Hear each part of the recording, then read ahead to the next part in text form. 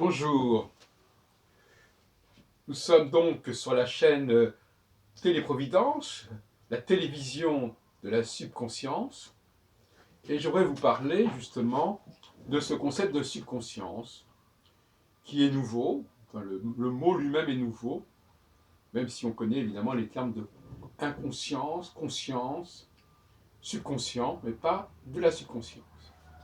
Donc c'est notre champ, la totalité de ce que nous faisons est de l'ordre de la subconscience. De toute façon, il faut bien dire les choses comme elles sont.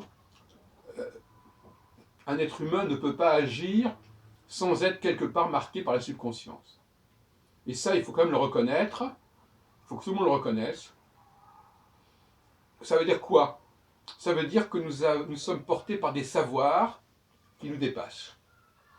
Ou plus exactement, nous savons des choses sans le savoir. C'est ce que je veux dire? Nous savons par exemple comment sont disposés les astres dans le ciel. Et en même temps, nous ne l'avons pas appris. Du moins, nous ne l'avons pas appris consciemment. Notre culture ne nous a pas engagés à nous intéresser spécialement aux astres, mais nous sommes malgré tout, j'en suis persuadé, dans une certaine science, dans un certain savoir de ces astres, qui nous est, bien entendu, qui a été déterminé, notre subconscient a été programmé il y a certainement des millénaires, et il continue à fonctionner, il continue à être à notre service, quel que soit le niveau de connaissance que telle ou telle personne ait pu acquérir en tel et tel endroit. Nous avons, c'est un bagage génétique, héréditaire, que nous transportons en nous-mêmes. Cela vaut pour l'astrologie, car le savoir de l'astronomie, il est certainement en nous, mais nous n'avons pas besoin d'apprendre pour autant l'astronomie. Ça fonctionne tout seul. Nous sommes programmés, mais nous n'avons pas besoin de regarder le ciel pour savoir ce qu'il en est. Ça se passe de façon subconsciente, c'est de l'ordre de la subconscience. Et bien entendu, cela vaut pour, par exemple, un compositeur qui improvise au piano, on est dans la subconscience. En revanche, quelqu'un qui interprète une œuvre qui est celle d'un auteur, d'un compositeur donné, n'est pas nécessairement dans la subconscience, je suis obligé de le dire. Et c'est justement ça toute la différence. Il faut exiger, en quelque sorte, que les gens se présentent à nous dans une démarche de subconscience. Parce que c'est là que ça devient intéressant.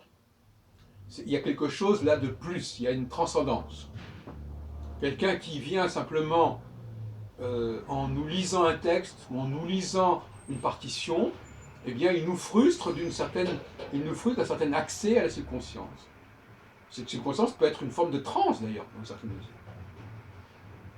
Donc nous avons ces 3 derniers jours filmé un grand nombre d'entretiens au jardin des thérapies et nous les avons mis en ligne. Ça illustre bien toutes les personnes que nous avons rencontrées, que nous avons interviewées, se situent bel et bien dans la sphère de la subconscience. Que ce soit un hypnotiseur, que ce soit quelqu'un qui travaille sur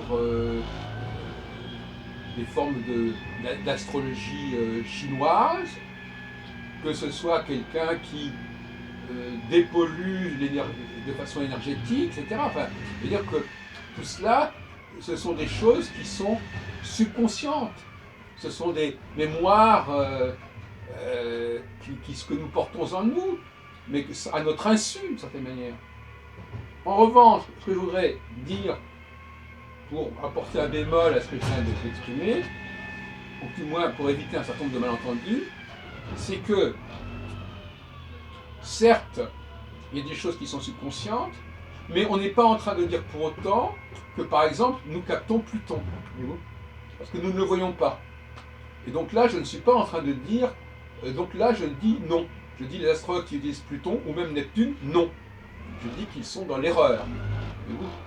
Donc je ne suis pas en train de valider toutes les théories des uns et des autres. En revanche, par exemple, une étoile fixe royale, bien qu'elle soit une étoile fixe, bien qu'elle soit beaucoup plus éloignée de nous que Pluton ou Neptune, du moment qu'elle est visible, du moment que nous la voyons, qu'elle est dans le ciel, que les anciens l'ont vue depuis des millénaires, eh bien non, elle peut effectivement être bel et bien dans notre processus subconscient, c'est-à-dire que notre corps, nos organes sensoriels sont capables de percevoir cela, même si nous ne le faisons pas consciemment. En fin de compte, nous sommes dans la dualité, si vous voulez. Il y a deux parties de nous-mêmes, une partie qui est subconsciente et qui capte des informations qui nous échappent au niveau du conscient. Et puis il y a le conscient qui va lire des textes, va interpréter des partitions, va apprendre des choses, va apprendre une langue, et c'est beaucoup moins intéressant quelque part. Nous ne sommes pas très intéressants dans ce qui est conscient. Nous sommes beaucoup plus riches au niveau de nos potentialités dans ce qui est de l'ordre de la subconscience.